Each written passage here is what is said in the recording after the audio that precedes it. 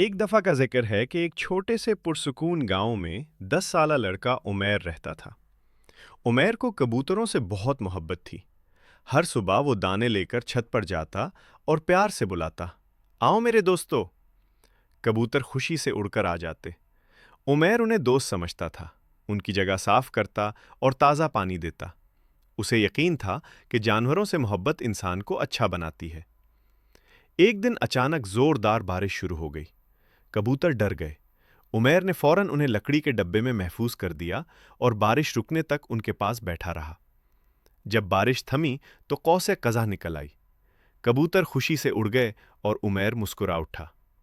اس دن عمیر نے سیکھا کہ دوسروں کی مدد اور جانوروں سے محبت ہی اصل خوشی ہے۔ سبق: محبت اور نرمی دنیا کو خوبصورت بناتے ہیں۔